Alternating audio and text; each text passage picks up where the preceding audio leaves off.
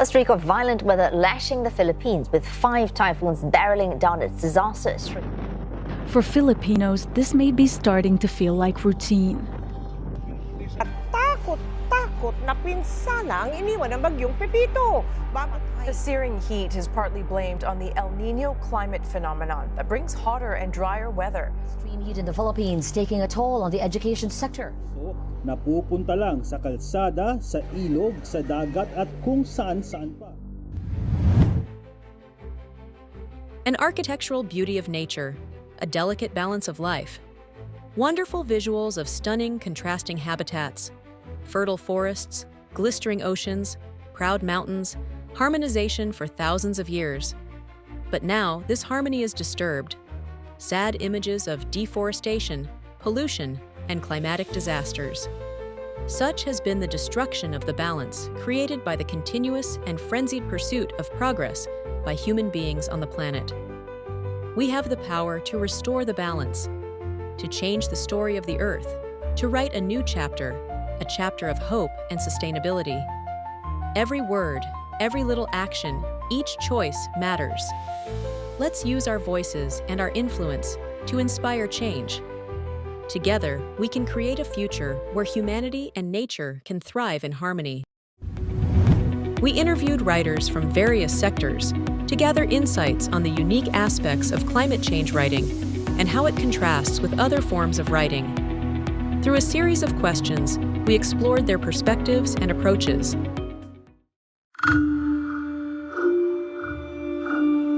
I see campaign as to music as friends for making increase environmental awareness and as well as increase environmental knowledge of our stakeholders, especially our clients. Different aspect of legal writing is that it is based on the law.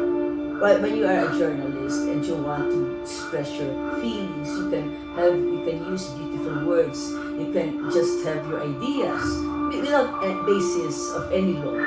But in legal writing, it must be based on the law only on law and jurisprudence. For the news writing, it has to be very timely, and it has to have an urgency, and it also has to be relevant to the people or to the public.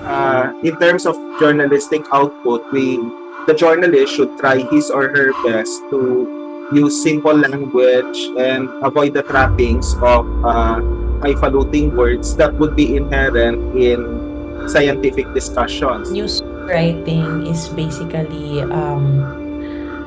reporting on something that is valuable to your audience, whether it's near them, whether it's relatable to them, or whether it will affect them. Yung sa politics mainly doon sa government policies, tapos yung impact nito particular sa mamamayan, no?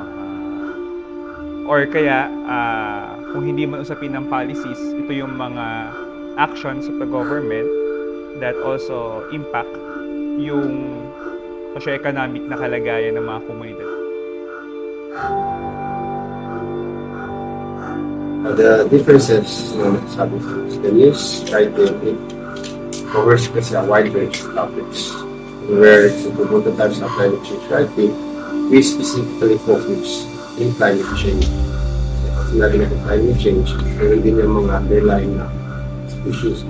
There's environmental issues, trends, and of course scientific findings na related to climate change.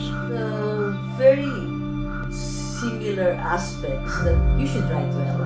And then sometimes lawyers will also write very beautifully with they will put like some flowery words, but the opinions that you have can only be an opinion.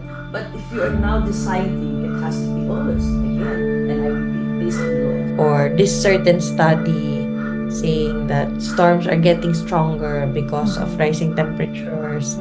When we talk about environmental reporting, when we talk about reporting it against people's rights, hindi kasi yan nakahiwalay doon sa usapin ng kalagayan ng kalikasan.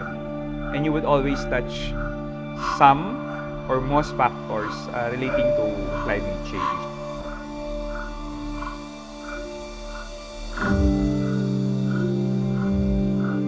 Ang isa ay yung tendency nga magdiin doon sa biophysical aspect ng issue. Nale-left out yung usapin ng political, social and cultural. Tapos minsan nakafocus doon sa opinion ng expert, pero doon sa aspeto na paano siya tinitignan ng mga komunidad na actual na naapektuhan, ng marginalized. At least in the early part, may kakapusan noon doon. But you have to explain the science of it. When it comes to typhoon, you can really see the devastation.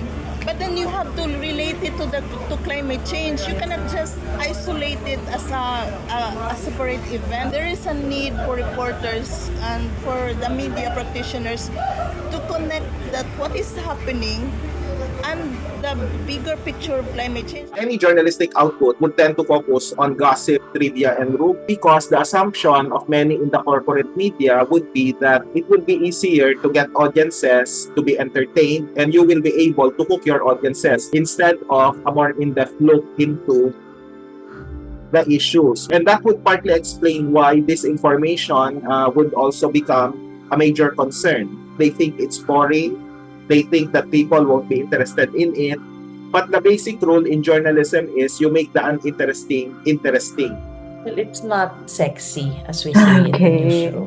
It's something that people read. It's not something you put an effort to write about. Parang yung sense of urgency niya sa mga tao, parang wala. Parang it's not celebrity driven. It's not. It's supposed to make us panic, no? But it's not.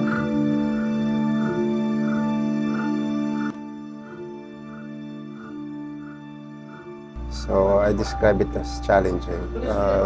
Yung dilemma kasi natin na gusto natin mag-develop. At the same time, gusto pa rin natin ma-preserve din yung mga natural resources natin. Kaya nga nabuo yung sinasabi natin na sustainable development. Yung i-meet lang natin yung kailangan natin without over-extracting the natural resources para sa mga future generation. Important, lahat ng aspeto ng buhay, apektado siya. At hindi lang yan usapin ng biophysical or usapin ng biodiversity. It would eventually cascade sa usapin ng politika. So, napaka-importante talaga nung matamang pag-report sa climate change. I think it is challenging because first you have to understand the jargon. It is a science and there are lots of things that you have to keep up. You have to read more and understand more. But there is also politics in climate change. So it crisscrosses different fields.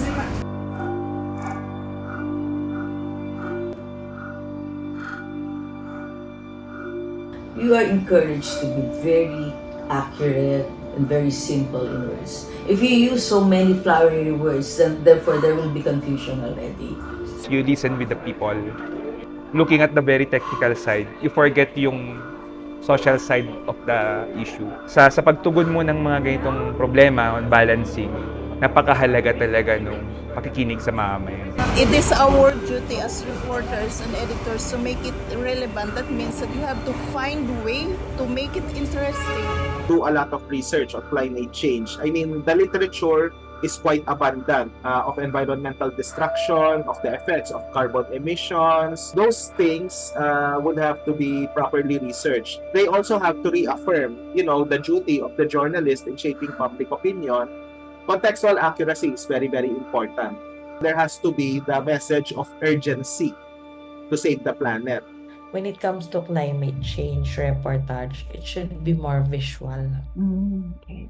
I think video is the way to go for this. Kung long form man or short form man. Kasi parang they will watch landslide, they will watch homes, or kung article man, it should be visually compelling. Maraming photos, it should be multi-media.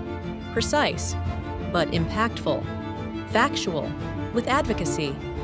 What sets climate change writing different from other forms of writing is its sense of urgency. Effective climate change writing must go beyond sharing of data and information.